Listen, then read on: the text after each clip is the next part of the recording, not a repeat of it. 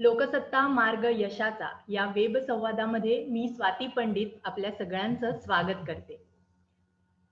वाचक हो आणि आता प्रेक्षक हो.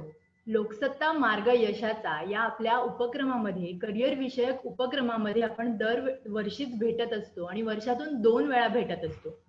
पण यंदा कोरोनाने साऱ्यांनाच घरी बसवलंय आणि त्यामुळेच आपण वेब संवादातून हा आपला उपक्रम चालू ठेवलाय. याच उपक्रमाचं आपल्या प्रास्ताविक करण्यासाठी मी लोकसत्ताचे सहाय्यक संपादक मुकुंद संगोराम यांना विनंती करते की त्यांनी या उपक्रमाचं प्रास्ताविक करावं. नमस्कार. लोकसत्ताच्या वतीनं या उपक्रमात सहभागी झालेल्या सगळ्यांचं पुन्हा एकदा मनापासून स्वागत. गेली अनेक वर्ष लोकसत्ता मार्ग यशाच्या या शीर्षकाखाली वेगवेगळे उपक्रम करत असतं. विशेषतः 10वी आणि 12वी ही 2 वर्ष जी शिक्षणातली असतात ती अनेक अर्थानं महत्त्वाची असतात. 10वी नंतर तुम्हाला विद्याशाखा निवडायची असते आणि 12वी नंतर तुम्हाला व्यावसायिक अभ्यासक्रम निवडायचा असतो. या दोन्हीच्या वेळेला निर्णय घेताना मुलं आणि त्यापेक्षा त्यांचे पालक हे अनेक वेळेला चिंतेत पडलेले असतात. त्यांना नेमकं मार्गदर्शन मिळतंच असं नाही आणि हे मार्गदर्शन प्रत्यक्ष द्यावं, त्यांच्या प्रश्नांना, समस्यांना उत्तरं द्यावीत अशा कल्पनेतून हा उपक्रम गेली अनेक वर्ष आम्ही चालू ठेवलेला आहे आणि त्याला उदंड प्रतिसाद मिळतो. त्यामुळे आज या उपक्रमाची सुरुवात होते आहे. 3 दिवस चालणारा हा उपक्रम आहे. आज गुरुवार आहे, त्यानंतर शनिवार आणि रविवार असे 3 दिवस हा उपक्रम चालेल. आज डॉक्टर हरीश शेट्टी आपल्याकडे आलेले आहेत. त्यांचं लोकसत्ताच्या वतीनं मनापासून स्वागत. करोनाच्या काळात आपण भेटतो आहोत आणि त्यामुळे हा निर्णय घेताना एक नवीन मानसिक दडपण पण आपल्यावर आलेलं आहे. भविष्य नेमकं कुठल्या दिशेनं जाणार आहे, आपलं भविष्य काळ आपल्यापुढे काय वाढून ठेवलेलं आहे, अशा अनेक चिंता पालकांना आणि विद्यार्थ्यांना पण असतील. त्या सगळ्या समस्यांना काही अंशी का होईना उत्तरं मिळतील असा मला विश्वास वाटतो. पुन्हा एकदा सगळ्यांचं स्वागत. आता मी या कार्यक्रमाचे सूत्र माझ्या सहकारी स्वाती पंडित यांच्याकडे देतो. धन्यवाद सर.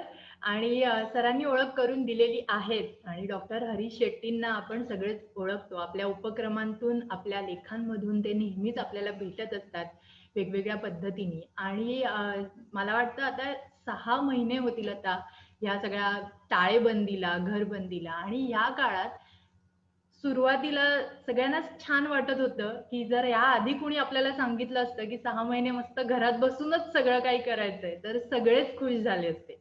पण आता ते सगळं उलटं झालंय. तर मग आपल्या कामाचा ताण तर आहेच, पण विद्यार्थ्यांना अभ्यासाचा ताण सुद्धा आलाय, की कसं करायचा अभ्यास? कारण पुढे काय होणार आहे याची म्हणजे त्याची काहीच माहिती नाही. त्याबद्दल अतिशय अनिश्चितता आहे. मग या सगळ्या काळामध्ये ताणाचं व्यवस्थापन कसं करायचं आणि करिअरची निवड करणं हा महत्त्वाचा निर्णय या सगळ्या गोष्टी विचारात घेऊन कसा घ्यायचा याविषयी डॉक्टर हरीश शेट्टी आपल्याशी गप्पा मारणार आहेत.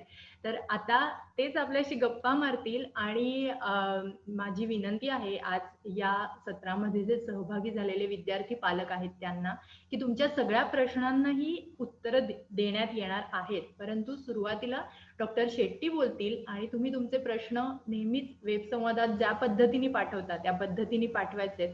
शेवटी आपण तुमच्या प्रश्नांना उत्तरे घेऊ. धन्यवाद. मी डॉक्टर शेट्टींना विनंती करते की आपण बोलावं. माननीय मुकुंदराव, स्वातीताई, 3 देवाचं मी तुम्हाला आठवण करून देतो. आता लक्षात घ्या की कॅरियर नंतर त्रिदेव हा एक देव आपला, हा दुसरा, हे दुसरा आणि सोशल डिस्टन्सिंग तिसरा.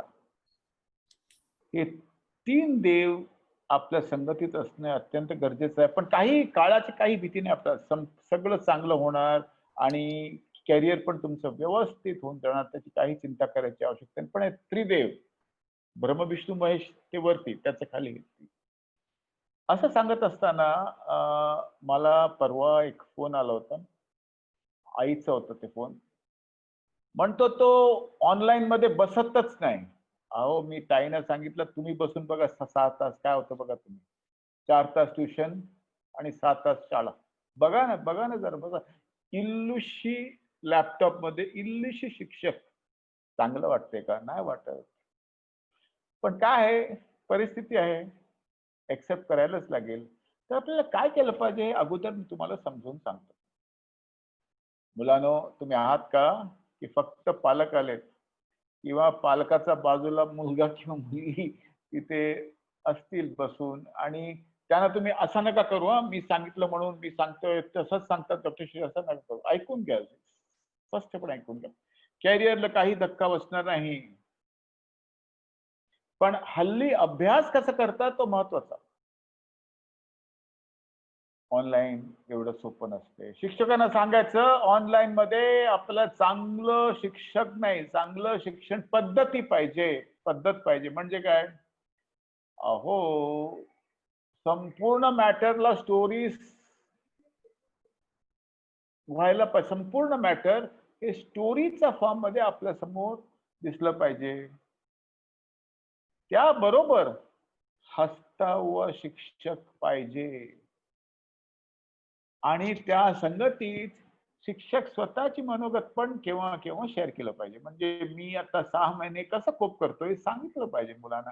आणि जेव्हा शिक्षक सांगतात तेव्हा मुलं पण उघडपणे आपल्या मनातली व्यथा तुमच्या समोर ठेवणार. आणि मनातली व्यथा एकदा मुलांनी ठेवलं आणि त्यानंतर तुम्ही शिक्षकांनी ऐकलं, एकदा हा संवाद चांगला झाला, बंधन झालं तर शिक्षण चांगलं होणार. बंधन हा शिक्षणासाठी सगळ्यात महत्वाचा प्रकरण आहे. बंधुत्व नसेल तर शिक्षण होत नाही. मला शिक्षक आवडत नाही कारण ती फक्त फक्त पॉवर पॉइंट दाखवते, बोलते आणि पळून जाते. अहो, गाणे गाणं, आणा गिटार आणि असं पुष्कळ काय ना काय पद्धत मध्ये टाका ना, तर ऑनलाईन शिक्षण मजेदार होणार, आनंदी होणार. तर एक हा पहिला गोष्ट. आणि जर शिक्षकाने नाही केलं तर तुम्ही फोन करू शिक्षकांना सांगा, प्लीज मेक इट इंटरेस्टिंग. आम्हाला फक्त फक्त ड्राय नोट्स नको आम्हाला. असं करत असताना घरी आई त्या दिवशी मला एकदा फोन केला, मुलगा बसत नाही. मी सांगितलं तुम्ही बसून बघा. ती ओरडली, रागवली माझ्यावर. नंतर शांतपणे संध्याकाळी मी तिला फोन केला आणि संध्याकाळी जेव्हा मी तिला फोन केला तेव्हा तिला सांगितलं की संपूर्ण जग एका डिझास्टरच्या प्रकरणामध्ये चालत आहे आणि संपूर्ण जगाला 3 भीती आहे हो. एक भीती रोगाचा, दुसरी भीती अनसर्टनिटीचा, अनिश्चितताचा आणि तिसरी म्हणजे मी मरणार का. ही 3 भीती सगळ्यांना आहे. fear of illness, fear of uncertainty and fear of death. असं असताना थोडंफार सांभाळून घेणं आवश्यक आहे. म्हणजे काय सांभाळायचं म्हणे आई म्हणाल, काय सांभाळायचं? अहो, काही सांभाळायचं नाही, ताण नका देऊ. पण आम्हाला असं वाटतंय का 6 महिने आहे आणि आणखीन 6 महिने पण असंच चालणार, त्याच्यात आपण संपूर्ण लाभ घेऊन कसं ना कसं अभ्यास करून त्यामुळे त्याचं कॅरियर चांगलं व्हावं अशी आमची मनाची व्यथा आहे, इच्छा आहे. अहो, तुमचं आणि तुमच्या मुलाचा संवाद कसा चालवावा? काय संवाद करतात? आम्ही कॅरियर बद्दल संवाद करतो. 9वी पर्यंत गप्प बसलो, 10वी मध्ये कॅरियर बद्दल संवाद करतो, 11वी पर्यंत गप्प बसलो, 12वीला आम्ही तू काय करणार? आणि ती म्हणाली, मुलगा म्हणतो मला माहित नाही मी काय करणार, अजूनपर्यंत मला कळत नाही. असं सांगितल्यावर तिला हार्ट अटॅक आला आणि ती पुन्हा मला फोन केली. मुलांना अजूनपर्यंत त्याला काय व्हायचं अजूनपर्यंत माहित नाही. मी सांगितलं मला पण माहित नव्हतं. 15 वर्षात नाही कळत हो, नाही कळत काय व्हायला पाहिजे. काही मुलं असतात 8वी पासून न्यूरो सायंटिस्ट व्हायचंय, नासा मध्ये जाऊन काम करायचं म्हणतात काही मुलं. आनंद वाटतं आई बाबांना, पण ते करतात असं काही खरं नाही. ते म्हणतात. पण ठीक आहे, चांगलं आहे. स्वप्न बघणं अत्यंत गरजेचं आहे आणि स्वप्न जर बघितलं तर काय ना काय ऍक्शन स्टार्ट होतं. नंतर मी त्या मुलाशी बोललो. मला म्हणतो खरंच काका मला नाही कळत काय व्हायचं. असं मी सांगितलं काही घाबरू नको रे, 10वीचा अभ्यास चांगलं कर. पण काय चालू आहे? अहो खेळायला नाही मला देतात आई बाबा, आणि खेळायला तो बिल्डिंगचा सेक्रेटरी लय चावट आहे, तो खाली यायलाच नाही देतो कोणाला. मी सांगितलं चावट असेल पण तुला एक आयडिया देतो. आई किंवा बाबा बाहेर जाऊन भाजीपाले घेऊन येतात ना हप्त्यातून एकदा, तू जाऊन घेऊन ये ना. मी अजूनपर्यंत गेलो नाही दादा. जा, मी तुला एक आयडिया देतो. तू तुझा मित्रांना पण फोन कर, मित्र त्यांच्या आई बाबांना सांगणार, आपण एकत्र तिथे भेटू, तिथे गप्पा मारू आणि नंतर आपलं आपल्या घरी पळत येऊ. आणि परत येताना की गप्पामुळे तुझं डोकं शांत होणार, लाईव्ह इंटरॅक्शन झालं तर चांगलं वाटणार. आणि जर गर्लफ्रेंड असेल तर तिला पण सांग यायला, बॉयफ्रेंड असेल तर आई बाबांना सांग तिला पण यायला. तर ही बाहेर जाऊन हप्त्यातून एकदा गप्पा मारणं अत्यंत गरजेचं आहे. त्रिदेव, मास्क, सॅनिटायझर आणि सोशल डिस्टन्सिंग. तर असं करत असताना आपण व्यथा शेअर करतो. ऑनलाईन व्यथा शेअर करणं एवढं सोपं नाही. आई माझ्यावर ओरडते हे सांगणं ऑनलाईन लाईव्ह सांगण्यात अति आनंद. आणि नंतर मी त्याला विचारतो तुला काय व्हायचं ते सोड, अभ्यास कर. आणि असं सांगितल्यानंतर 2 दिवसांनी त्याने पुन्हा फोन केला आणि सांगितलं नो नो काका काका मी मला काय सांगायचंय. मला ऍक्च्युली सांगू का, मला काही डॉक्टर इंजिनियर वगैरे व्हायचं नाही. मला चार्टर्ड अकाउंटंट पण व्हायचं नाही. हल्ली इंजिनियर लोक काय करतात, साबून विकतात. इंजिनिअरिंग नंतर मॅनेजमेंट ते साबून विकतात. काही नवीन MRI मशीन काही हिंदुस्थानामध्ये बनत नाही. सिटी स्कॅन मशीन पण बनत, पल्स ऑक्सिमीटर आम्ही बाहेरून घेऊन येतो. अहो डेंटल चेअर पण इकडचं चांगलं नाही, बाहेरून घेऊन येतो. ते इंजिनियर्स काय कामाचं नाही, ते साबून विकतात. सांगितलं तुला काय व्हायचंय. मला ऍक्टर व्हायचंय. मी शाळेत प्रत्येक वर्षी ऍक्टिंग करतो आणि प्रत्येक वर्षी अॅन्युअल डे मध्ये मला प्राइज पण मिळतंय आणि मला ऍक्टर व्हायचं आहे. आईला जाऊन सांग तुला ऍक्टर व्हायचंय. नाही हो, तिला फिट येणार, नक्की फिट येणार. मी सांगितलं आपण एकत्र सांगू ऑनलाईन. आणि जेव्हा जेव्हा तो म्हणाला की मला ऍक्टर व्हायचंय, अचानक आईला आनंद वाटला. का? ऍक्टर व्हायचं म्हणून नाही, कमीत कमी तो काय ना काय रुची दाखवला, काय ना काय व्हायला काय ना काय व्हायला त्यांनी इंटरेस्ट दाखवला म्हणून आई खुश झाली. अहो मुलांचा कॅरियर बद्दल इंटरेस्ट जे आहे ते चेंज होत असतं. माझा मुलगा लहानपणी मला सांगितलं मला डोळ्याचे डॉक्टर व्हायचं आहे. आम्ही त्या दिवशी लई पार्टी केली घरी. सगळं घेऊन आलो आम्ही, पापलेट, प्रॉन्स, चिकन वगैरे. नंतर मी त्याला विचारतो असं का म्हणतो रे. डोळा लहान आहे ना बाबा, म्हणून पुस्तक पण लहान असेल आणि पुस्तक लहान असेल तर अभ्यास पण कमी. आम्ही हसत त्या दिवशी अख्खा रात्र आम्ही हसत होतो. आता तो मेडिकल नाही करत, आता तो मॅनेजमेंट करतो. काही चूक नाही, त्याला आवडते. आता अभ्यास करताना मुलांनो कॅरियर बद्दल विचार करायचं नाही. आई येऊन विचारणार तुला काय व्हायचंय, सांगायचं मला माहित नाही, डॉक्टर हरीश शेट्टींनी सांगितलं. आता अभ्यास करताना अभ्यासावर लक्ष द्यायचं. आणि अभ्यासावर लक्ष देताना केव्हा केव्हा एखाद्या लेक्चर बंक केलं तर काय होतं. ट्युशन्स आणि स्कूलचं शिक्षण किती त्रासदायक आहे. आणि ट्युशन तिथे पण लई डेंजरस असतात. माझा नोट्स कोणाला द्यायचं नाही. काय नोट्स आहे हो, पेटेंट आहे का, काही इन्व्हेन्शन आहे का, कॉपी पेस्ट आहे. थोडा अंग्रेजी इकडे तिकडे, थोडं मराठी इकडे तिकडे. शेअर करा. पुष्कळ मुलांना ट्युशन घ्यायला त्यांच्याकडे पैसे नसतो. एका क्लासमध्ये 4-5 मुलाचं असतात. द्या त्यांना नोट्स तुमचं. आणि 4 तास ट्युशन 7 तास अभ्यास केल्यानंतर घरी मुलांना राग पण येतो, चिडखोर होतात. आणि चिडखोरपणा संपूर्ण घरी पसरतो.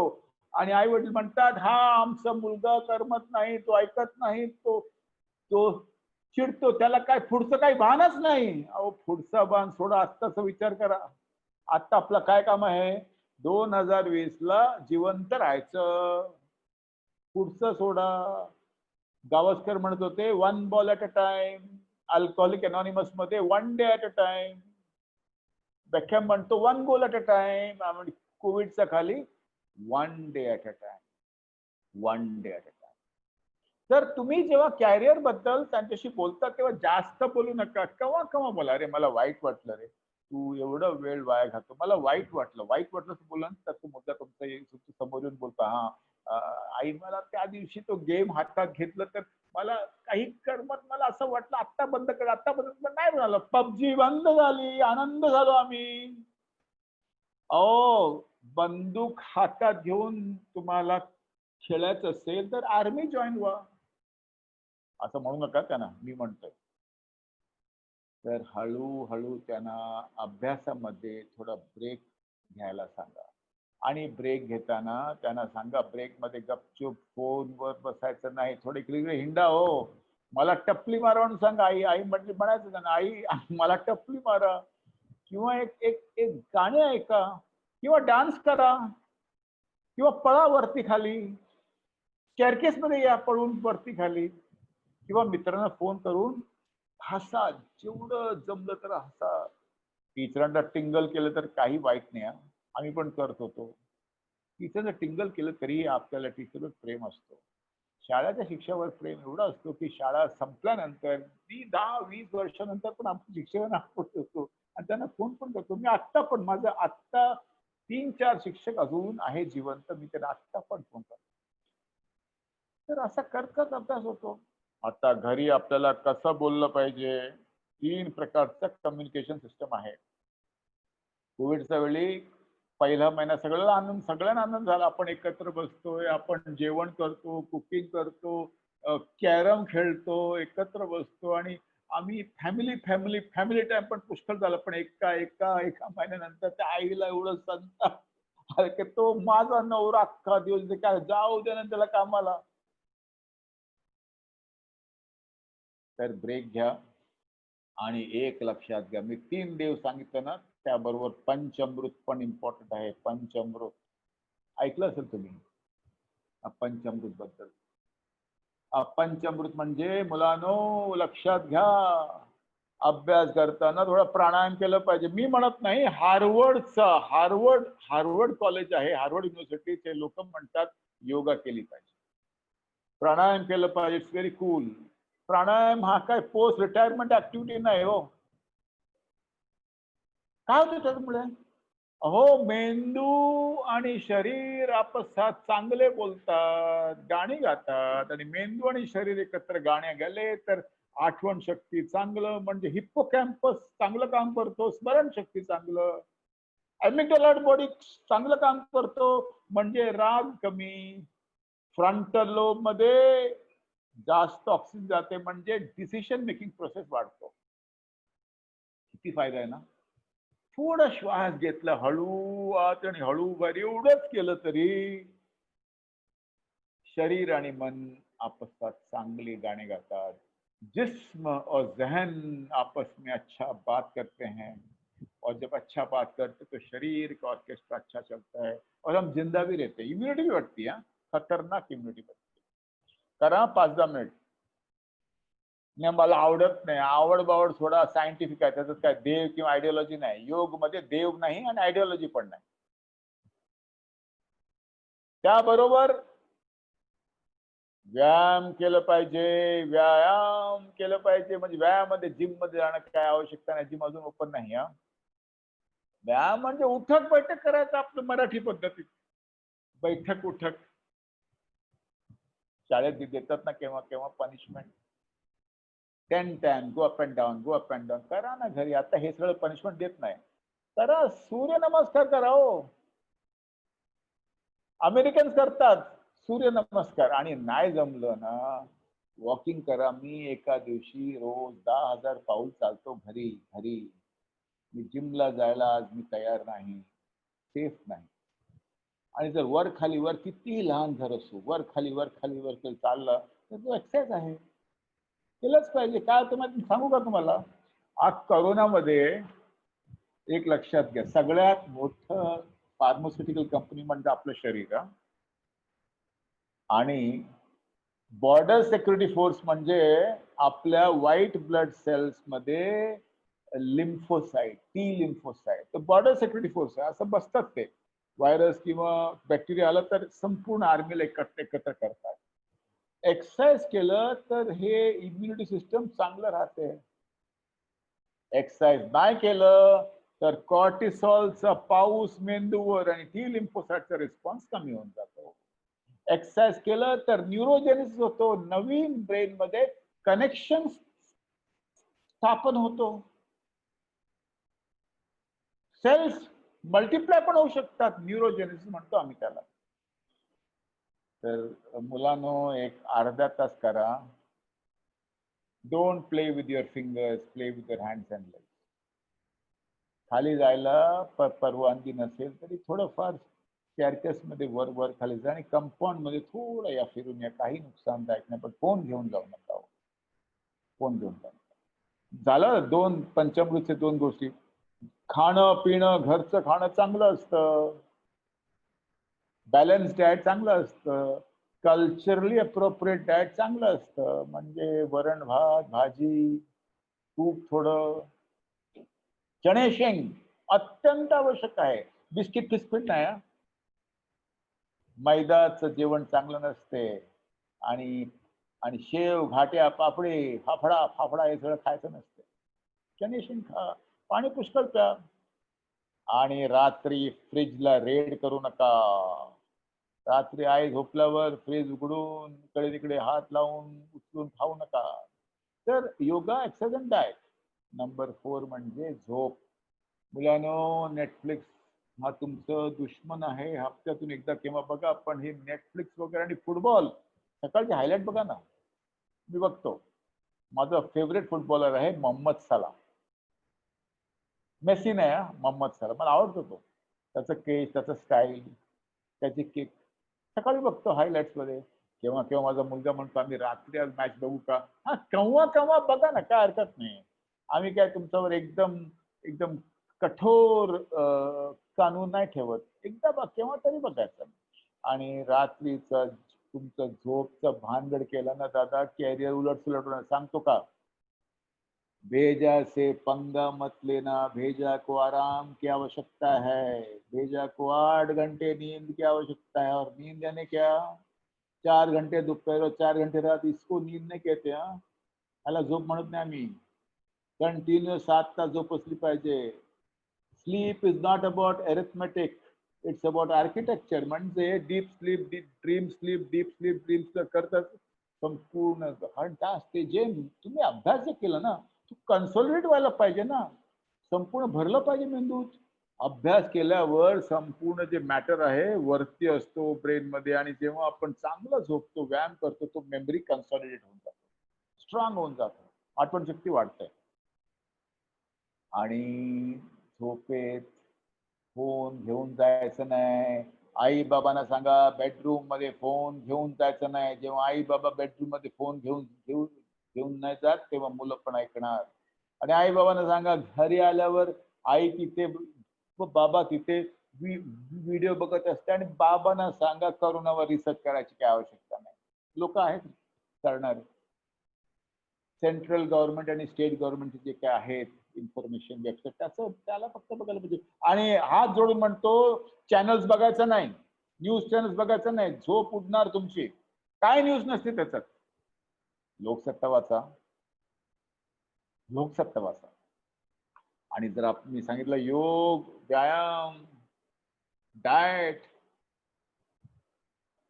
झोप 4 झालं ना, your mind will be very alert. भेजा से पंगा लोगे तो एग्जाम के दिन कुछ नहीं याद आएगा, अटक जाएगा. यहाँ हा पाईप जे आहे ना, इथून पोटापर्यंत मॅटर आली पाहिजे ना परीक्षेत. अटकून जाणार, इथे वाल बंद होऊन जाणार. भेजा लय रागीट असतो. आणि भेजाला रोज भेजा आणि आपला स्नायू आपसात बोलतात. भेजा विचारतो स्नायूला, ओ मसल तुला व्यायाम वगैरे मिळतो का. हा मिळतो. आणि मसल्स आणि भेजा एकत्र जर काम केलं तर क्रांती होऊन जाणार. कॅरियर पण चांगलं होणार आणि अभ्यास पण चांगला होणार.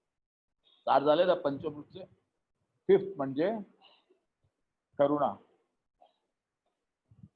करुणा फोन करा, असं काका असणार किंवा मित्राचे आई बाबा जे एकटे राहतात कुठे कुठे ना कुठे, त्यांची परिस्थिती चांगला नाही, असं असं लोकांना फोन करून त्यांना काय पाहिजे विचारा. त्यांच्या घरी करोना झालाय त्यांना फोन लावून त्यांना सांगा आम्ही आहोत तुमच्या बरोबर. बिल्डिंग मध्ये करोना झालं असेल कोणाला तर त्यांना एकटे नका सोडू, त्यांच्या दारावर जेवण लावून द्या. जेव्हा मुलं हे बघतात ना, त्यांची इमोशनल डेव्हलपमेंट होते, आणि इमोशनल डेव्हलपमेंट जर झालं तर आपसी संबंध चांगले असते, आणि इंटरपर्सनल रिलेशन जेव्हा वाढतो तेव्हा मनुष्य सक्सेसफुल होतो आयुष्यात. First tool for success is good interpersonal relationship. संबंध स्थापन करणे, सपोर्ट सिस्टम क्रिएट करणं, हा सगळ्यात प्राधान्य दिलं पाहिजे. अभ्यास होऊन जातो, नोकरी मिळते, बिझनेस होतो, पण सपोर्ट सिस्टम असलं तर जेव्हा मुलगा पडतो ना तेव्हा तो उठून उभं पण राहू शकतो. आणि असं करत असताना आई बाबा किती वेळ अभ्यासाबद्दल तिथे तिथे बोलला पाहिजे. 50% study talk and 50% shop talk, म्हणजे फालतू गोष्टी. हा, टीव्हीचा समाचार जे आहेत त्याचं जास्त लक्ष नका देऊ. बोला हो, आज प्रधानमंत्रीचा बर्थडे आहे, माझ्या मित्राचं पण आहे बर्थडे, त्याबरोबर चांगल्या गोष्टी अवतीभोवती घडतंय त्याच्याबद्दल बोला, घराबद्दल बोला. आणि आणि आणि आपण असं नाही सांगायचं तरी काय झालंय तुझं 10वी मध्ये करोना आल्या, असं सगळ्या गोष्टी सांगायच्या नाही. नेगेटिव्ह बोला, काय झालंय आपलं नशीबच खोटं आहे, आता करोना का व्हायला पाहिजे, माझं मुलाचं 12th आणि करोना. अहो लक्षात घ्या, संपूर्ण जग करोनाचं स्टोरीज आठवण ठेवणार. काय असणार स्टोरीज? तुमचं मुलं जेव्हा मोठं होणार आणि त्यांच्या मुलांना ते जेव्हा म्हणणार तेव्हा म्हणणार माझी आई बाबा त्यावेळी माझं साथ दिलं त्यांनी, आम्ही एकत्र जेवत होतो, आई बाबांनी केव्हाही आम्हाला जास्त रागवलं नाही, आमच्या बरोबर त्यांचं लहानपणीचं कहाणी पण ते शेअर करत होते, आणि आम्हाला तो घटना करण्याचा चांगला आठवतो. आमचं मेंदूचा मसल स्ट्रॉंग झाला, muscles in the mind strong झाला, आणि आम्ही रेसिलियन्सचा पाठ शिकलो, सहनशीलताचा पाठ शिकलो, रोग प्रतिकार शक्तीचा पाठ शिकलो आम्ही. आणि दिस ज्ञान विल गो अक्रॉस जनरेशन. तर आई बाबा असं म्हणाले की ही अनसर्टनिटी आम्हाला काय करमत नाही हो. अनसर्टनिटी मध्ये जर आपल्याला सक्सेसफुल व्हायचं आहे, यशस्वी व्हायचं असेल तर 3 गोष्टी लक्षात द्या. मेंदूचा 1200 ग्रॅम जे आहे त्यांना आपण चालना देऊ, तिची बत्ती पेटवून राहू आपण. बत्ती बुजली तर क्रिएटिव्हिटी बंद, बत्ती राहिली तर चांगलं, म्हणजे पंचामृत जर केलं तर चांगलं. आता भीती वाटणारच ना. एका मुलाने मला फोन केला, माझी आई म्हणते आम्ही सगळं गेले तर. मुलांना सांगितलं हे कन्सर्न आहे, एन्झायटी नाही. किंवा आम्हाला पण वाटते किंवा आपल्याला काय झालं, करोना काय होईल. करोनाची भीती असेल तर आपसात शेअर करा, काही डाऊट असेल तर आपला फॅमिली डॉक्टरांना विचारा. आणि जर झालं करोना, 98% काय होत नाही, क्वारंटाईन मध्ये राहणार, हॉस्पिटल जाऊ शकणार, आणि 98% काय होत नाही. ही सायंटिफिक गोष्ट लक्षात घेणं आवश्यक आहे. असं करत करत काही लोकांचा जॉब गेला असेल, सॅलरी कट पण झालं असेल, सॅलरी कट पण नक्की झालं असेल, जॉब गेला असेल, कसं सांगायचं येऊन घेऊन मुलांना. काही लोक येऊन एकदम गब्बर सारखे तोंड बंद करून घरी फिरत असतात, जसं संपूर्ण जगाचा ओझा त्यांच्या खांद्यावर आहे. हरक्युलिस सारखं संपूर्ण जगाचा ओझा खांद्यावर ठेवून फिरतात. अहो काय आवश्यकता आहे. तुम्ही नाही सांगितलं तरी घरच्या लोकांना कळतंय, कारण त्याचं घरचे लोक तुमचे शब्दावर तुम्हाला अॅनलाइज करत नाही, चेहऱ्याचा हावभाव बघून अॅनलाइज करतात. expressions are the window of the mind of the people, not words. दुसरा टाइप वेगळा असतात. दुसरा ते येऊन ओरडतात मुलावर, आता उद्यापासून तुझ्या स्विगी बिगी बंद, पैसे मागायचे नाही, माझं सॅलरी कट झालंय, मला माझा जॉब गेलाय, ऐकलं का तुम्ही, असं पण सांग. इन्स्ट्रक्शन दिलं तर आयसोलेट करतो आम्ही लोकांना, घरच्या लोकांना आयसोलेट करतो. पण थर्ड मेथड सगळ्यात चांगलं आहे. फॅमिली मिटिंग घ्यायची, सांगायचं, अरे सगळ्यांना मला एक सांगायचं आहे की माझं जॉब गेली किंवा मला 50% सॅलरी कट झाला, आपण काय करावं, आपल्याला काय वाटते. आणि जेव्हा आपण आपली व्यथा शेअर करतो तेव्हा सपोर्ट मिळतो. आणि शेअर केल्यावर सपोर्ट नाही, सपोर्टचं पुढे आपल्याला आयडियाज मिळतो. मुलांच्या मनात जबरदस्त आयडियाज असतात. काही पत्रकारांना न्यूजपेपर्सनी काढून टाकलं, फोटोग्राफर्सना पण काही काढून टाकलं. आणि दोन फोटोग्राफर असे आहेत माझे मित्र, त्यांनी स्वतःच घरून डब्बा बनवायची सुरू केलं. त्याने ते लंच बॉक्स प्रिपेअर करून इतरांना लंच विकत होते. आणि that is the biggest profession. Health आणि food is the biggest profession. काही लाज लज्जा न काही नाही. ते स्टार्टेड न्यू प्रोफेशन. का? कारण त्या फोटोग्राफरने जाऊन घरी त्यांनी मिटिंग घेतली, 2 मुलं आणि ते बायको, माझा जॉब गेला, काय करायचं. आणि लोकांचं काय नाही, आपण एकत्र काय नाही करू. इंजिनिअरिंगचा मुलगाने सांगितलं की मी ट्युशन घेणार हो. बाबांचा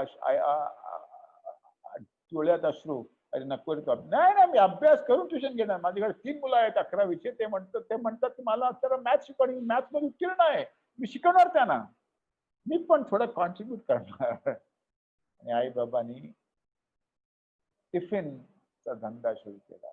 सो तुमचं मेंदू जर व्यवस्थित असला ना, काय नवीन क्रिएटिव्ह आयडिया येणार. इधर की बत्ती बुझ गई तो अंधेरा दिखेगा, यहाँ की बत्ती लगी तो उजाला दिखेगा. और याद रखना, तुमच्या घरी आजोबा असणार जे बाहेरून आले, पाकिस्तानवरून आले असेल किंवा कुठल्याही प्रांतावरून मुंबईत येऊन सेटल झालेले, त्यांचं पण काही स्ट्रगल आहे ना, खतरनाक असतात. त्यांना विचार, तुम्ही कसं काय एस्टॅब्लिश केलं मुंबईत, ते तुम्हाला सांगणार त्यांची स्टोरी. आणि त्या स्टोरीमध्ये पण रेझिलियन्स मनोबळाचं शिक्षण आपल्याला मिळणार. असं करत असं बोलत केव्हा 12th मध्ये किंवा 10th मध्ये असं आपण विचार करतो, पुढे काय करायचं, पुढे काय घ्यायचं. संभ्रम असेल तर ऍप्टिट्यूड टेस्ट करा, चांगलं क्लिनिकल सायकोलॉजिस्ट कडे. ते DMIT टेस्ट करायचं नाही, ऍस्ट्रोलॉजिकल DMIT फिंगरप्रिंट घेऊन तो टेस्ट थोतांड आहे. It is absolutely unscientific. पण त्यांची मार्केटिंग स्ट्रॉंग आहे. करायचं नाही, क्लिनिकल सायकोलॉजिस्ट कडे जाऊन ऍप्टिट्यूड टेस्ट करा.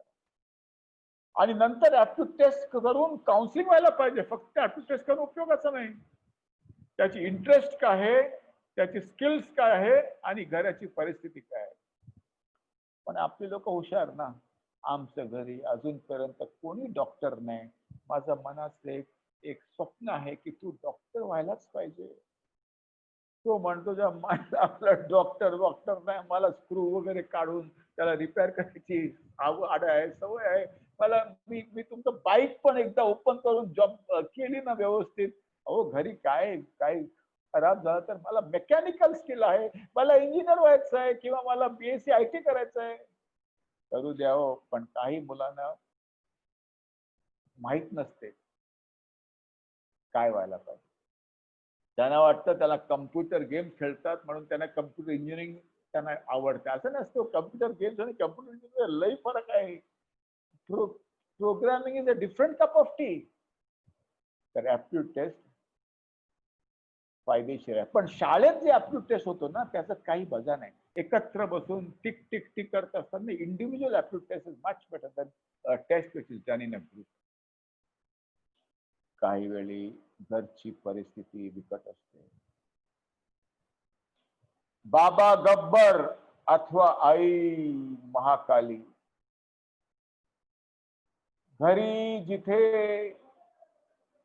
भीतीदायक वातावरण आहे तो करोनापेक्षा वाईट वातावरण आहे, कारण anxiety travels much faster than the corona virus.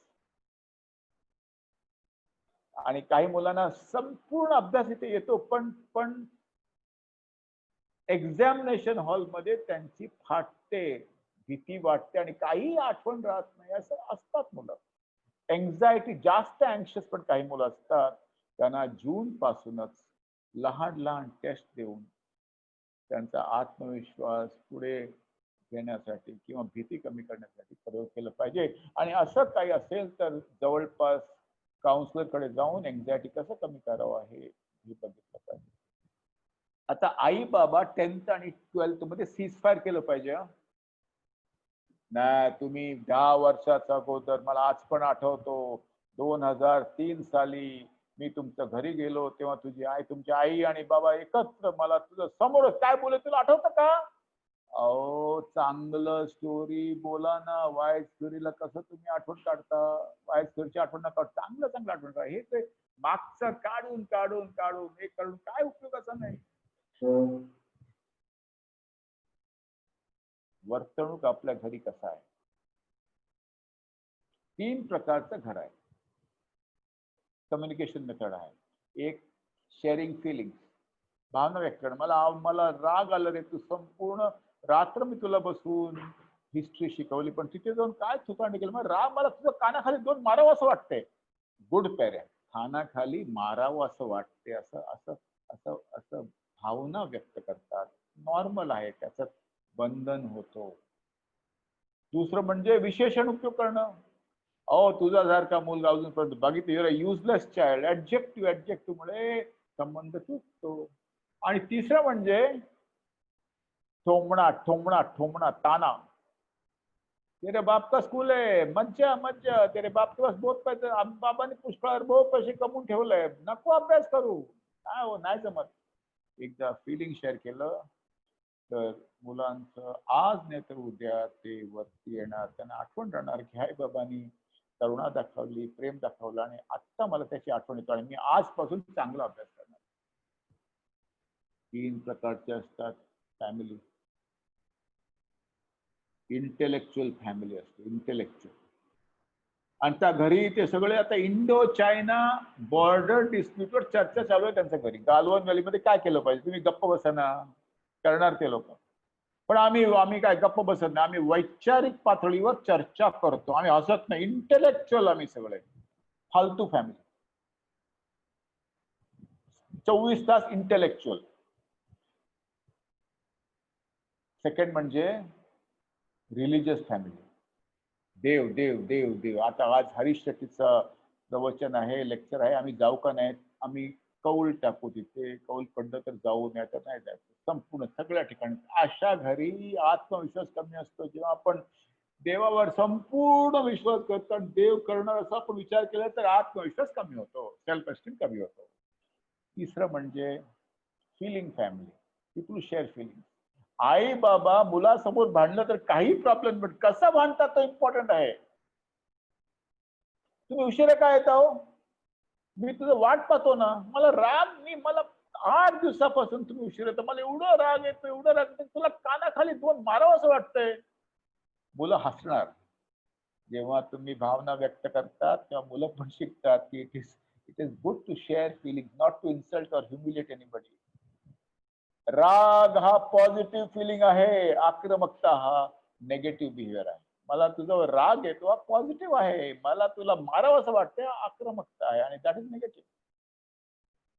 असं करत असताना माय डिअर फ्रेंड्स, एक लक्षात घ्या, मी माझ्या मुलांना 3 गोष्टी सांगतो. You are awesome.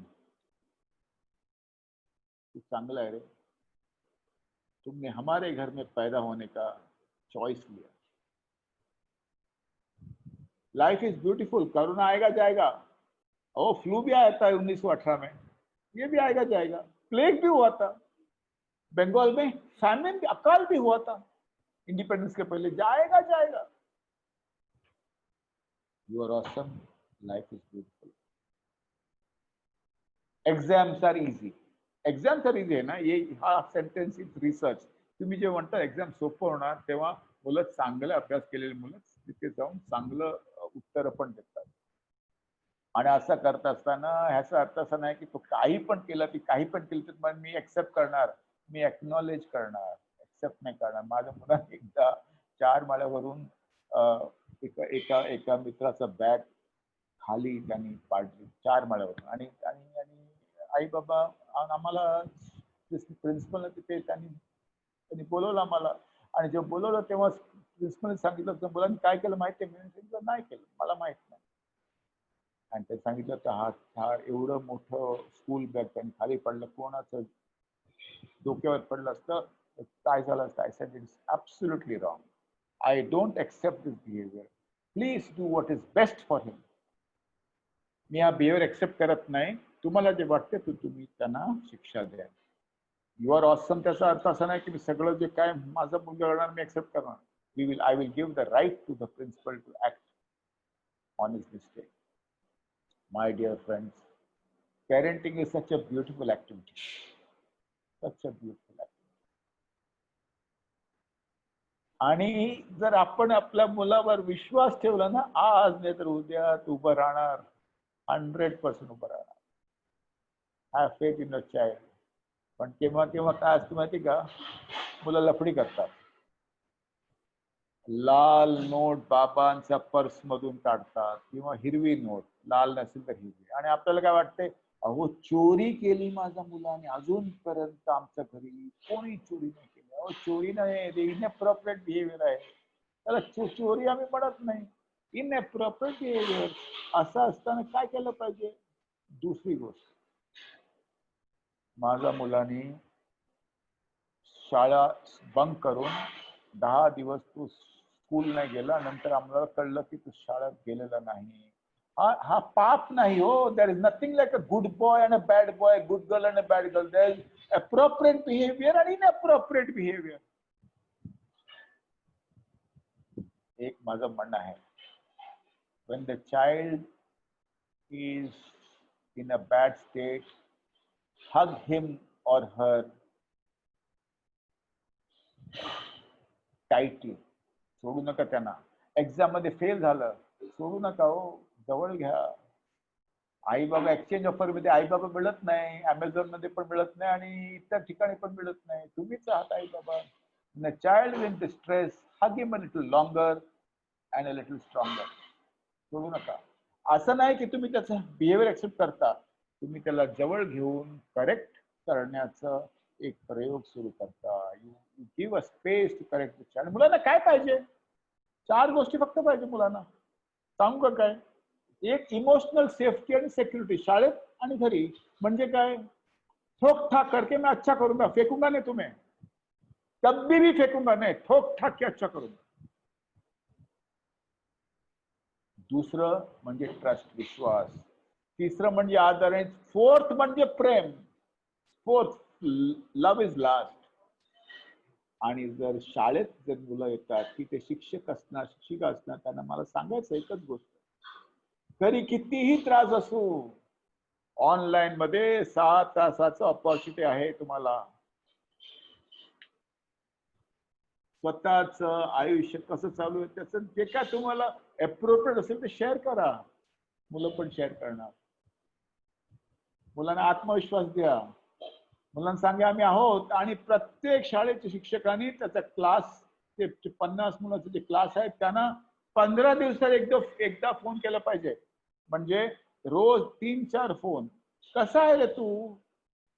जेव्हा आपण वैयक्तिक फोन करतो तेव्हा आपल्याला मुलाबद्दल जास्त कळतं. करायची आता आवश्यक आहे, करू नका.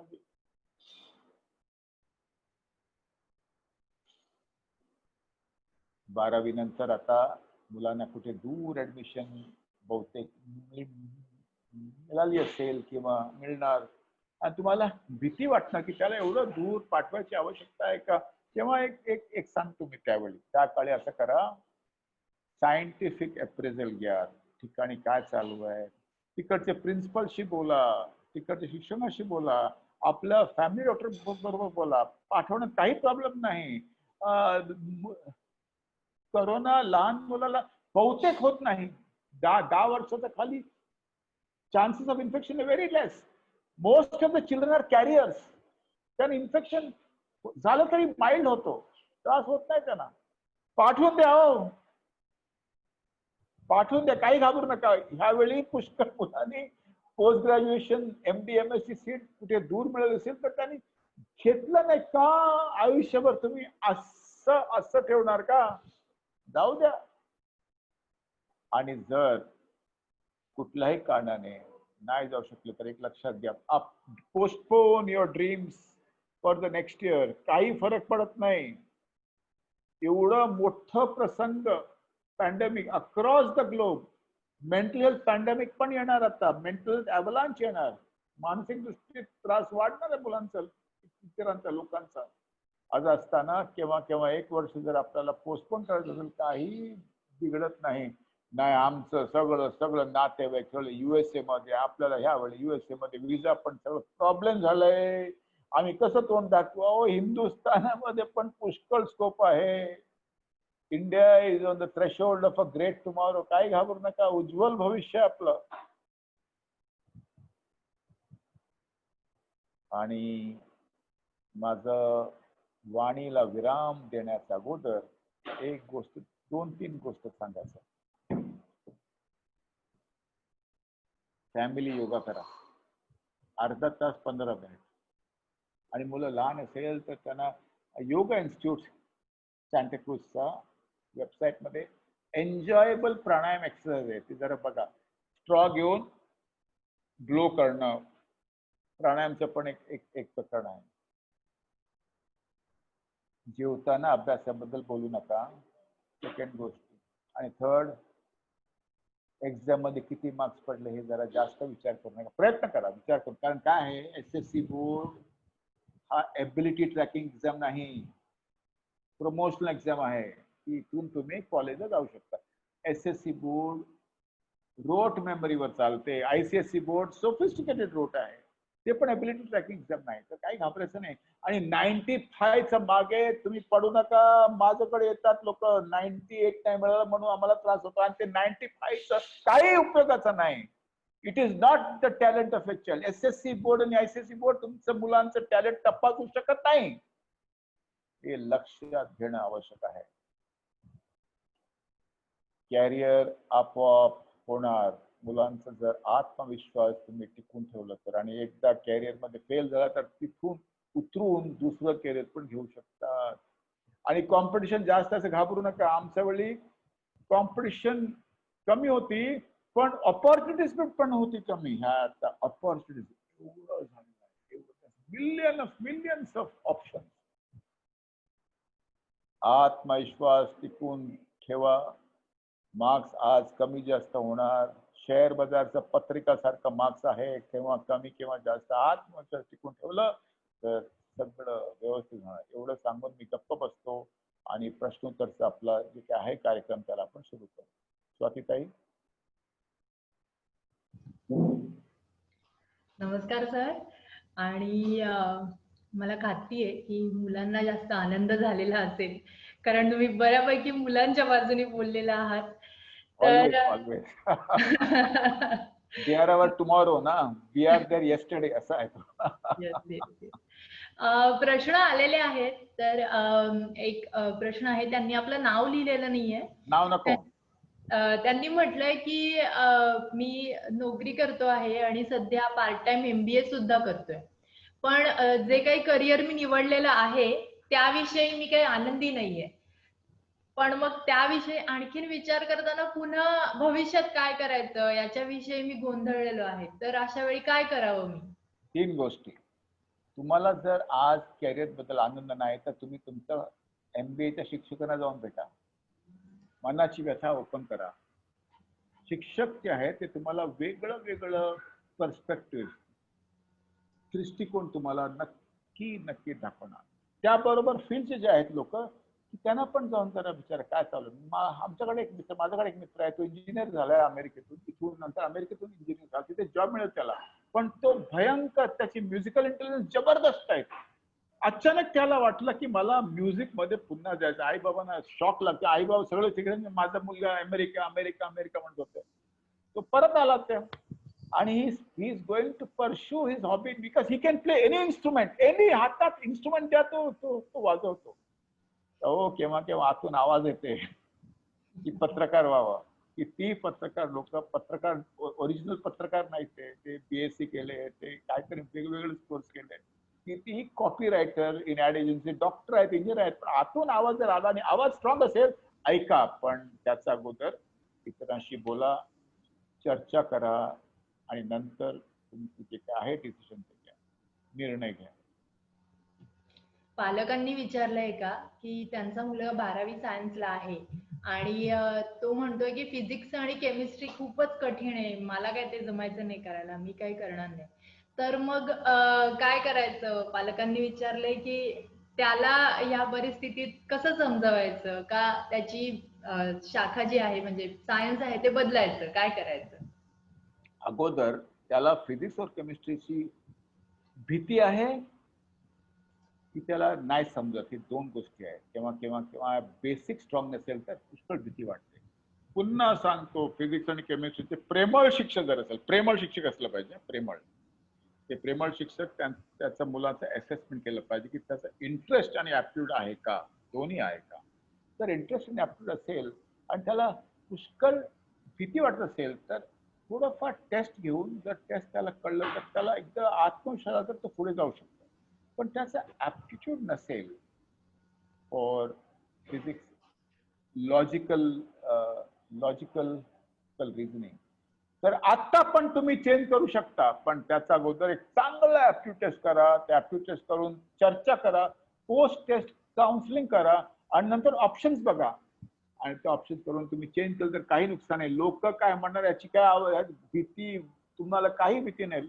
कुछ तो लोग कहेंगे, लोगों का काम आहे कहना. मुलांना जे काय व्यवस्थित ते करणं अगदी गरजेचं आहे.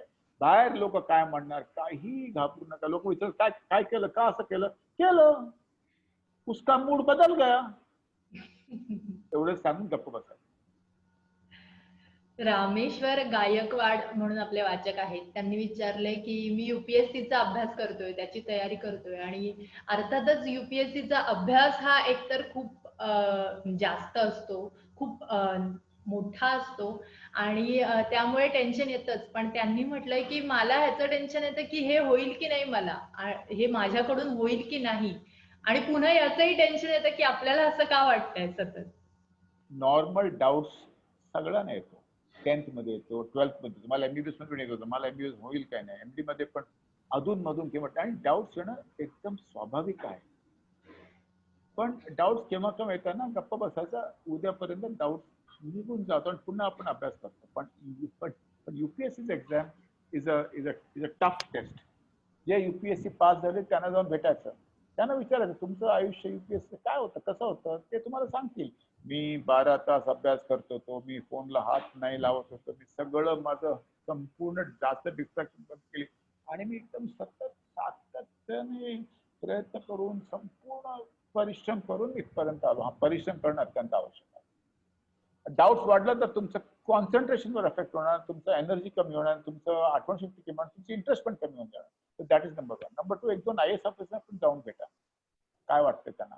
आणि नंबर 3, एक लक्षात घ्या, ऑप्शन 2 असलंच पाहिजे. ऑप्शन 1 तर असलंच पाहिजे, पण ऑप्शन 2 पण on the back of the mind असलं पाहिजे. ऑप्शन 2 एकदम पुढे नाही. पुढे असेल तर तुम्ही ऑप्शन 1 जास्त लक्ष नाही देणार. तर ऑप्शन 1 ऑप्शन 2 करणं आवश्यक आहे. आणि CA एक्झाम आणि UPSC एक्झाम मध्ये लोक एक्सेप्ट करतात की तेवढंच लोक पास होणार आणि जर 1, 2, 3, 4 अटेम्प्ट नंतर नाही झालं तर मी दुसरं ऑप्शन घेणार. पण लक्षात घ्यायचं, महाभारतामध्ये अर्जुनला फक्त आई ऑफ द फिश दिसली ना, ते आई ऑफ द फिश तुम्हाला दिसलं पाहिजे. म्हणणार मला पान पण दिसते, पक्षी पण दिसते, तर तो तुम्ही UPSC एक्झामचं तुमचं दृढ निश्चय एवढं नाही, ते लक्षात घ्या. You look at I of the fish and concentrate.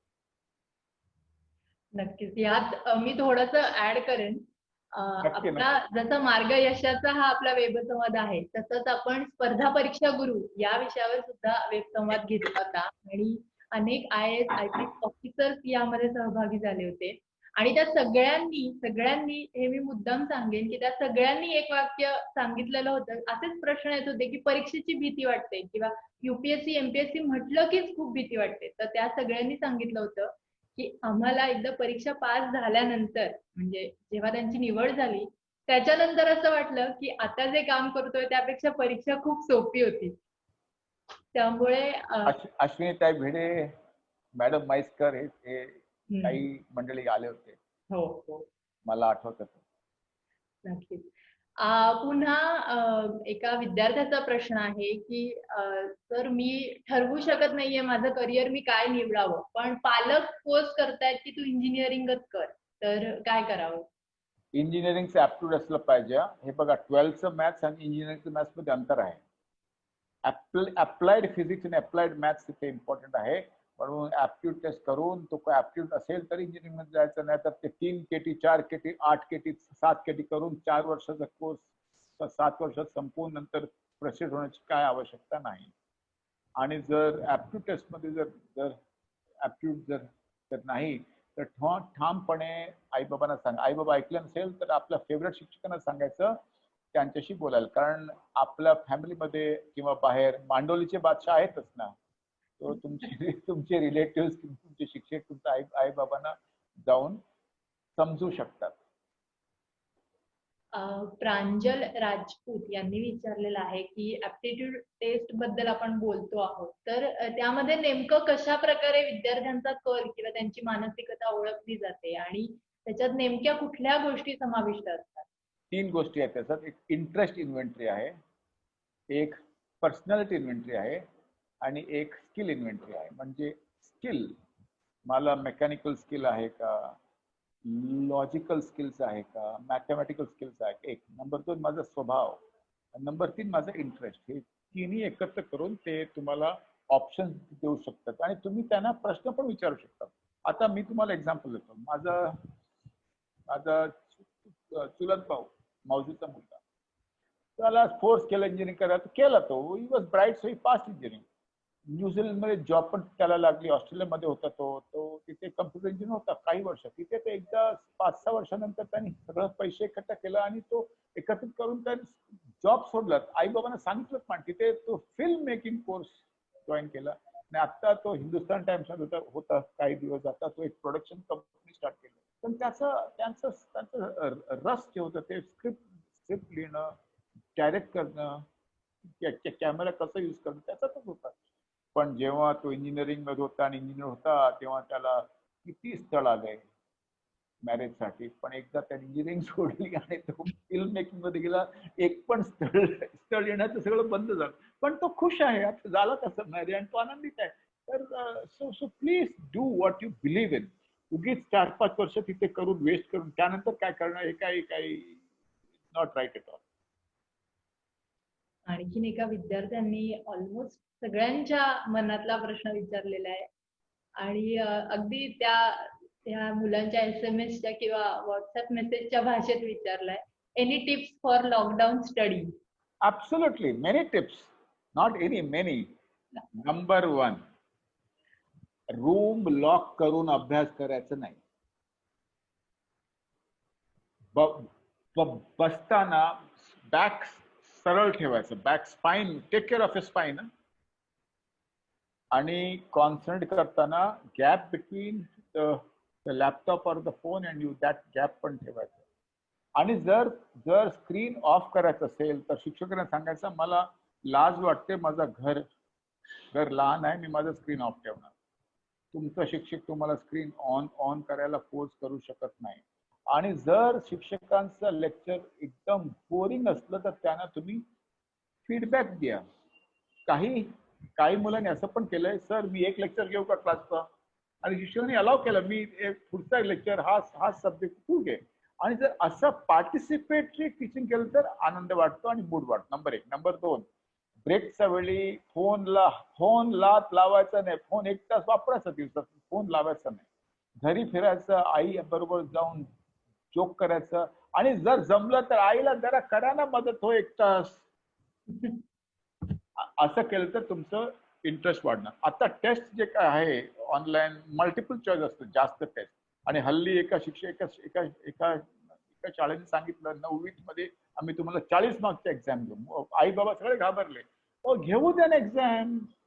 Your future will not be decided by your 10th standard marks. Practice match आहे तो, 1 डे मॅच नाही आणि 2020 पण नाही. प्रॅक्टिस मॅच आहे, हे लक्षात घ्या. नंबर 4, एका दिवसात जेव्हा क्लास चालू आहे ना तेव्हा कॉन्सन्ट्रेट करा. 30-40% मॅटर त्याच वेळी तुम्ही ऍब्झॉर्व करा. तिथे बोर होऊन त्यानंतर मी अभ्यास करणार असं नका करू. 40% ऍब्झॉर्व. आणि एका दिवसात मी जे काय पंचकर्म जे सांगितलं ते करा. आणि मित्र बरोबर रोज 1 तास बोललं पाहिजे ऑनलाईन. असं करत अभ्यास चांगला होणार. ग्रोसरीसाठी भाजीपाला आणण्यासाठी हप्त्यातून एकदा हवा खायला जायचं बाहेर, मास्क वगैरे घालू ना, हे लक्षात घ्या. मास्क आणि हे लक्षात घ्या. आणि येऊन साबणाने हात धुवायचे. आज जर असं केलं तर अभ्यास चांगला. 3-4 असते भीती.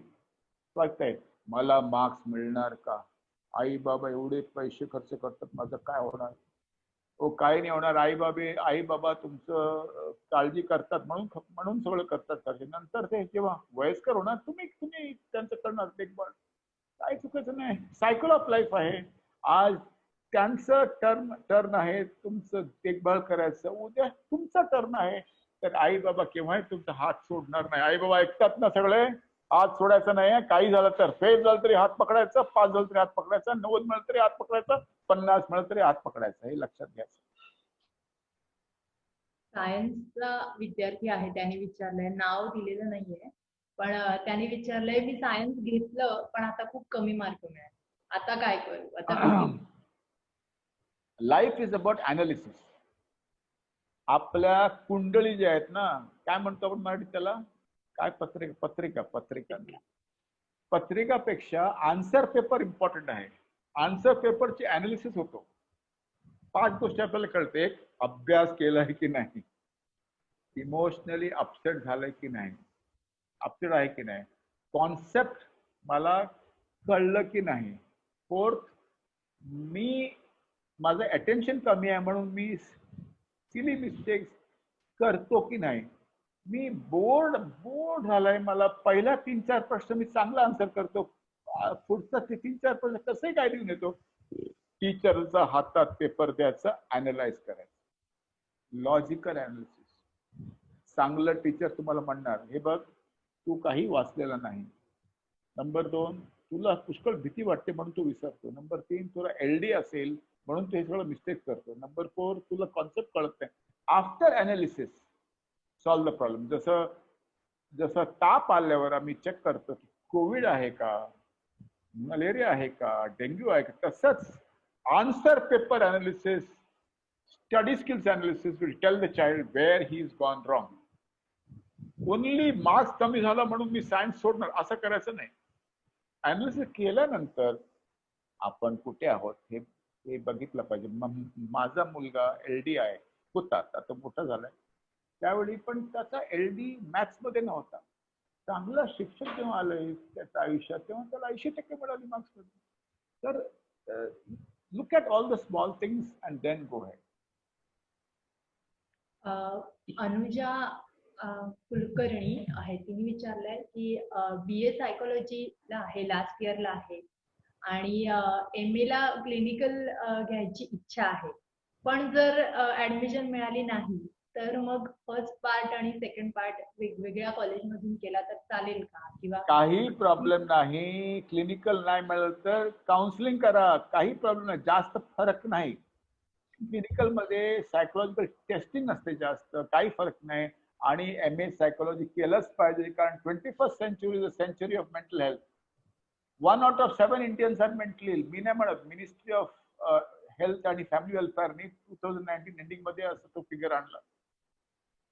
निमॅन्सचे लोक म्हणाले की 1 out of 8 people are mentally ill. म्हणजे आपल्या घरी एक्सटेंड फॅमिली आपण ऍड केलं तर एक व्यक्ती मानसिक दृष्टीने तो आजारी आहे.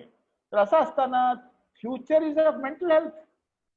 क्लिनिकल नाही मिळालं तर काउन्सिलिंग करा. ऍडमिशनची सीट तुम्हाला पुढे जर मिळाली तर तुम्ही घ्या. कुठे सीट नाही मिळालं तर UGC अप्रूव्ड कोर्स करायचं. UGC अप्रूव्ड कोर्स मध्ये MA केलं तर काही बिघडत नाही. आणि mental health is the biggest need of the 21st. पियुषने विचारलंय की डोक्यातून वाईट विचार कसे घालवायचे, कारण सगळे म्हणतात चांगला विचार करा, चांगला विचार करा, छान आनंदी राहा, मग पण वाईट विचार येतात, तर ते कसे घालवायचे? 24 तास आनंदी कोणी राहत नाही. आणि ह्या कोविड मध्ये पॉझिटिव्ह राहा, काय पॉझिटिव्ह राहायचं. आणि सगळे सगळे FB मध्ये आम्ही हे करतो ते करतो, आम्हाला टेन्शन झालं पुष्कळ लोकांना, कॉम्पिटिशन झाली तिथे. कंटिन्युअस पॉझिटिव्ह कोणी राहत नाही. Within the range of positivity negative विचार येतोच. आणि जर नेगेटिव्ह विचार अधूनमधून येत असेल तर आपोआप ते विसरून जाणार. केव्हा केव्हा 5 आहे गोष्टी तुम्ही लक्षात घ्या. एक, विचार आला तर allow it to come and allow it to go. It comes and goes. It will not stay. राहणार नाही, येऊन जाणार. नंबर 2, जर विचाराचं तीव्रता पुष्कळ आहे तर जरा अॅनलाइज करा. मागचं 5-6 महिन्यात काही घटना वगैरे घडलंय का? वारंवार विचार, माझं ब्रेकअप झालं, माझं गर्लफ्रेंडशी माझा संपर्क तुटलं, तर त्याला सॉल्व्ह केलं पाहिजे कोणाशी तरी बोलून. नंबर 3, माझं झोप कमी झालंय, माझं एक्सरसाइज कमी झालाय, मी एकटं राहतो म्हणून विचार वाढलाय का? कोविडची भीती पुष्कळ लोकांना आहे. श्वास घ्यायला त्रास होणं, छाती धगधगणं आणि झोप नाही येणार. India is become breathless. पण त्यांना काही इन्फेक्शन नाही, भीती. असं असेल, डॉक्टरांशी बोला, काउन्सिलरशी बोला, पत्रिका दाखवायला जाऊ नका, तो कमी होऊ शकतो. नंबर 4, माझ्या घरी प्रसंग वाईट झालाय, कोणी एक्सपायर झाले, कोणी हॉस्पिटलमध्ये आहे किंवा काय ना काय, तर असं असेल तरी पण पुष्कळ येणार निगेटिव्ह विचार. त्याचा उपचार केला पाहिजे. आणि लास्ट, आयसोलेशनमुळे डिप्रेशन होऊ शकतो. घरी बसून बसून पण डिप्रेशन होऊ शकतो. असं असेल तर आपल्याला एकदम निगेटिव्ह विचार येत असेल तर जवळचं सायकोलॉजिस्ट किंवा सायकॅट्रिस्टकडे जाणं आवश्यक आहे. आणि लास्ट, विटॅमिन B कमी झालं तर निगेटिव्ह विचार येऊ शकतो. विटॅमिन D कमी झालं तर निगेटिव्ह विचार येऊ शकतो. ॲनिमिया, हिमोग्लोबिन कमी झालं तर निगेटिव्ह विचार येऊ शकतो. आणि त्याबरोबर डाएट मध्ये एरफेर झालं तरी पण विचार येऊ शकतो. असं असेल तर तो न्यूट्रिशनल डेफिशियन्सी करेक्ट करा, विचार कमी होऊ शकतो. आणि जर काही नाही झालं तर psychiatrist is your answer. Depression विषयी पण एक प्रश्न आहे, त्यांनी नाव दिलेलं नाहीये. तर डिप्रेशन कमी कसं करायचं, इतकाच हा त्यांचा प्रश्न आहे. पण मला वाटतं तुम्ही जे मगाशी बोलला होतात तर थोडंसं अजून डिप्रेशन कमी करायची आवश्यकता नाही. मेंटल हेल्थ आणखी स्ट्रॉंग करा. नंबर एक म्हणजे पंचामृत इम्पॉर्टंट आहे. रोज मनाची साफसफाई केलं पाहिजे. जसं आपण शरीराचं करतो साफसफाई, आपल्याला काय होतो, कोणीतरी आहे आपल्या व्यथा ऐकायला. आई आहे, बाबा आहे, मित्र आहेत किंवा अंकल आंटी आहेत. आणि संपूर्ण गोष्टी आपण आई बाबांना सांगू शकत नाही. हे लक्षात घ्या. Corona has brought us together. Globalization has brought us away, but corona has reunited family. पण पुष्कळ रियुनाइट होणं पण चांगलं नाही. मित्राशी बोला. मी हप्त्यातून 2 वेळा 5 ते 6 बुधवारी आणि रविवारी मित्राशी बोलतो, झूम मध्ये किंवा गुगल टीव्ही मध्ये. आणि तिथे आपण इमोशनली न्यूड होऊ शकतो.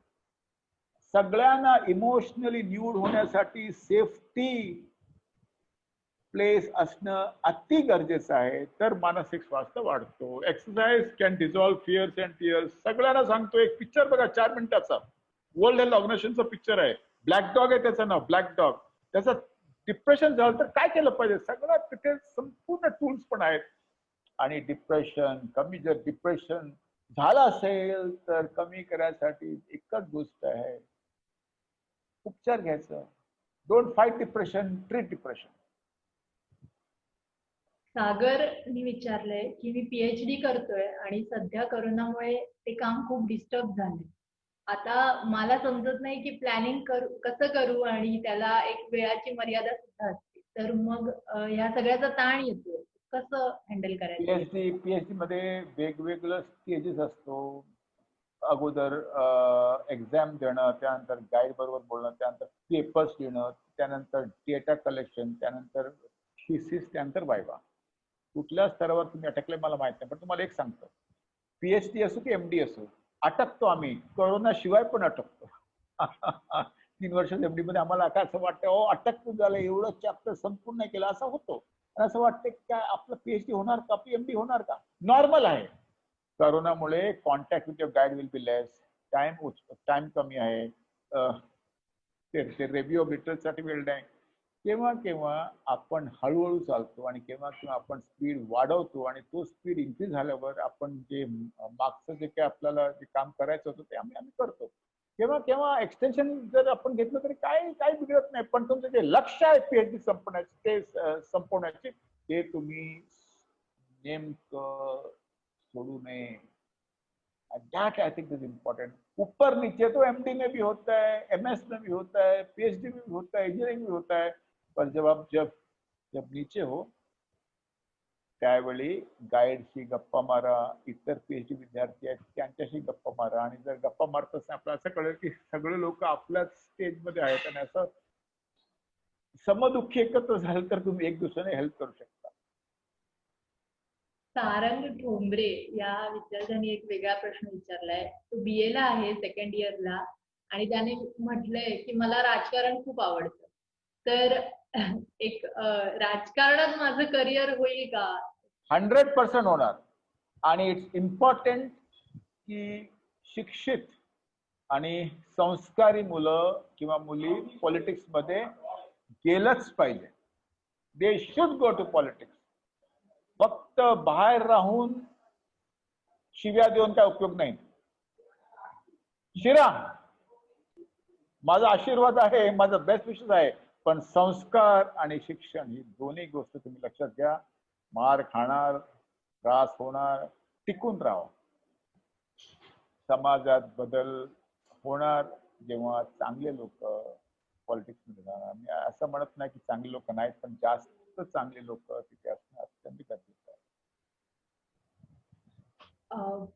4 वर्ष नोकरीला झालेली आहेत, पण तरीही करिअर विषयी आनंदी नाही. तो मगाचा प्रश्न होता, पण यांचा प्रश्न थोडासा पुढे आहे की आता सुद्धा मला ऍप्टिट्यूड टेस्ट करता येईल का, आणि मग माझं करिअर निवडता येईल का दुसरं? करिअर मध्ये आपल्याला कोणीतरी मेंटर असतो, मेंटर त्यांचा ऍडवाइस आम्ही घेतो. आणि ऍडवाइस घेत असताना आम्ही त्यांना जेव्हा आम्ही अटकतो तेव्हा त्यांना विचारतो आता काय केलं पाहिजे. तुम्हीच विचार करा स्वातीताई, यू आर इन लोकसत्ता. तुमचं पण मेंटर असेल तेव्हा तुम्हाला डाऊन वाटत असेल की करिअर चांगलं चालत आहे, तेव्हा जाऊन तुम्ही बोलता ना कोणाशी, and they help you to clear your thoughts and then you move. That is number 1. Number 2, केव्हा कॅरियर आवडत नाही का? बहुतेक बॉसचा स्वभाव चांगला नाही म्हणून तुम्हाला तो सब्जेक्ट आवडत नाही. वातावरणामध्ये थोडाफार त्रास असेल म्हणून तुम्हाला आवडत नाही, तर इम्पल्सिव्ह उडी मारायचं नाही.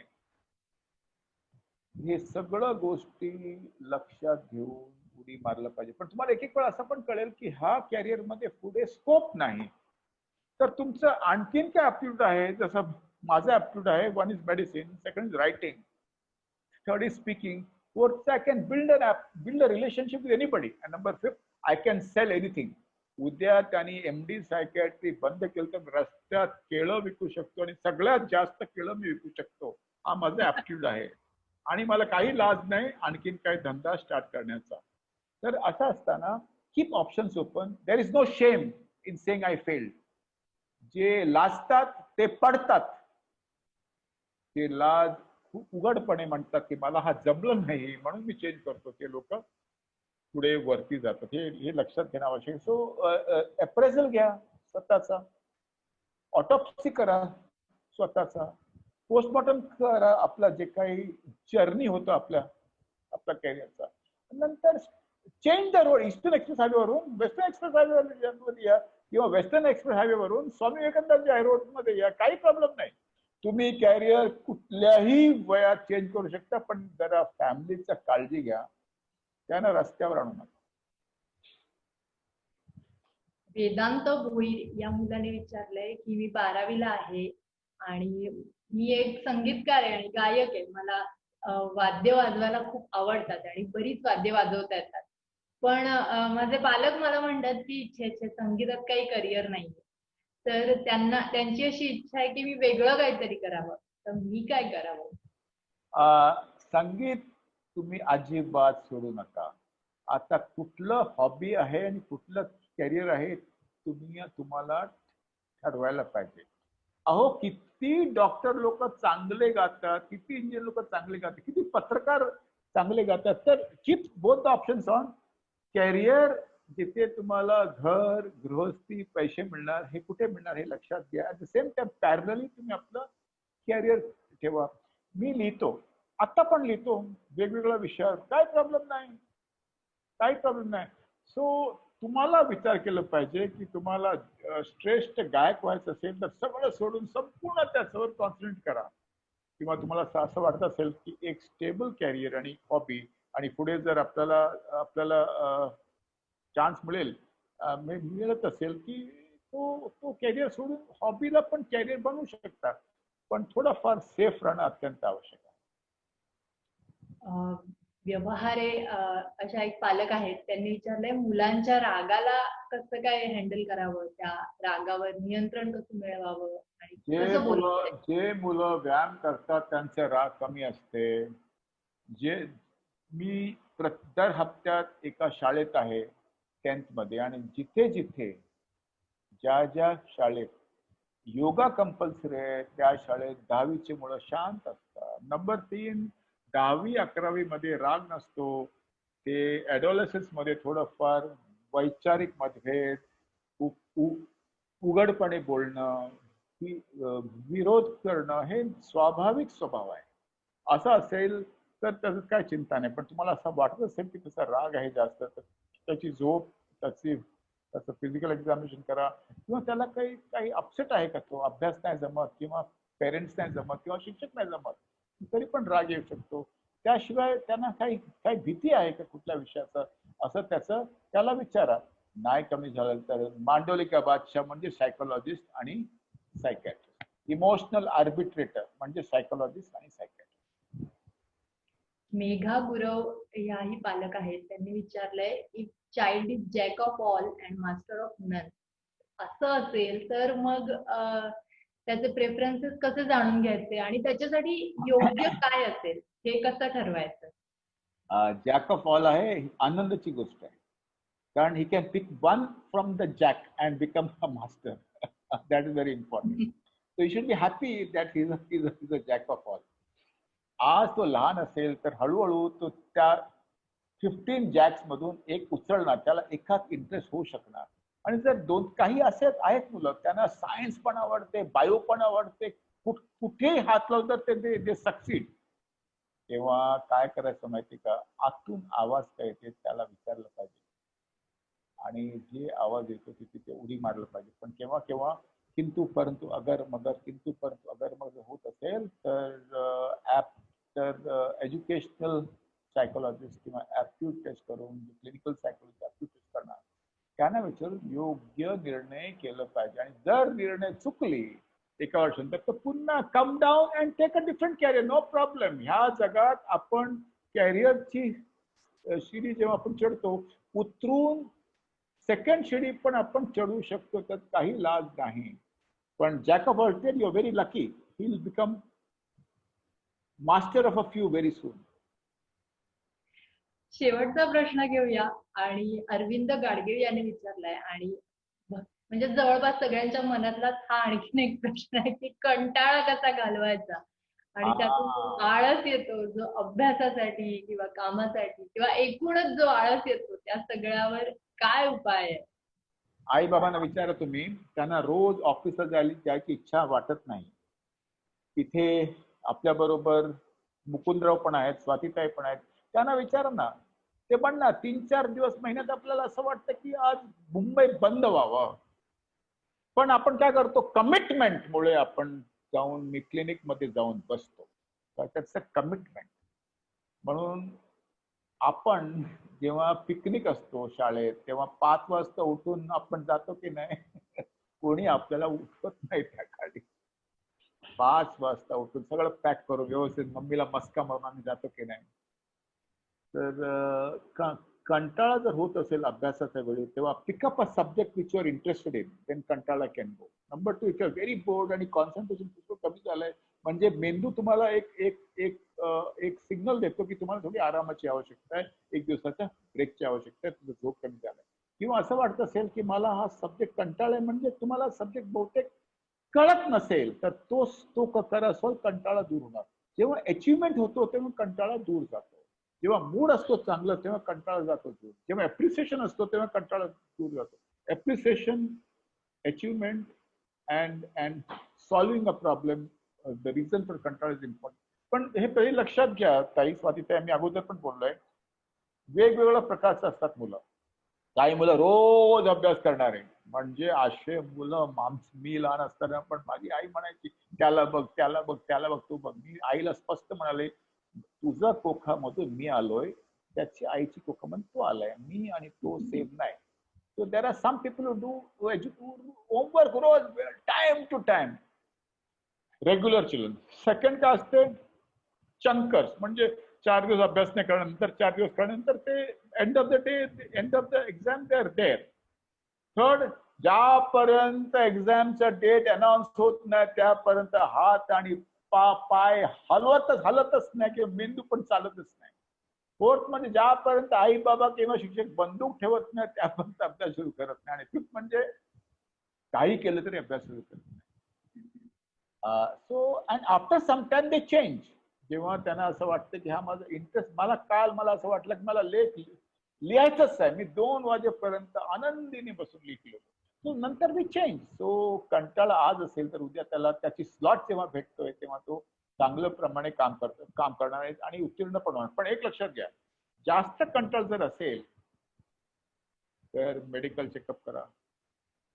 जास्त कंटाळ जर असेल तर जरा बघा प्रेमभंग झालाय का, उदास आहे का. आणि जास्त कंट्रोल जर असेल तर त्याला बघा, is he unhappy about something, अजून काहीतरी त्याला त्रास आहे का, हा चेकअप करणं पण अत्यंत आवश्यक आहे. नक्कीच. आणि तुमची कंटाळाची जी काय युक्ती होती ती सगळ्यांनाच उपयोगी पडेल असं विचार करूया आपण. आणि आज तुम्ही इतका छान वेळ दिलात आपल्या लोकसत्ताच्या वाचकांसाठी, पालकांसाठी, विद्यार्थ्यांसाठी, त्याबद्दल तुमचे खूप खूप आभार. आणि आज आपल्या या वेब संवादामध्ये जवळपास 300 पेक्षा जास्त विद्यार्थी आणि पालक सहभागी झाले, तर त्या सगळ्यांचेही आभार. हा आपला कार्यक्रम जो आहे आता आपण लाईव्ह, मला सगळ्या विद्यार्थ्यांना सांगायचं आहे, all the best, not for exam, for life. आणि सगळ्या पालकांना एवढंच सांगायचं आहे की मुलांना एक्सचेंज ऑफर मध्ये नवीन पालक मिळत नाही, तुम्हीच पालक असतात.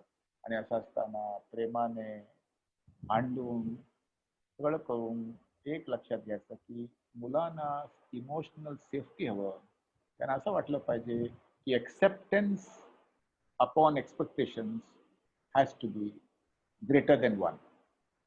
त्यांना असं कळलं पाहिजे की acceptance upon expectations has to be greater than 1. Thank you Loksatta, thank you Mukundrao, thank you Swatitai. I enjoyed every minute of the session. Thank you.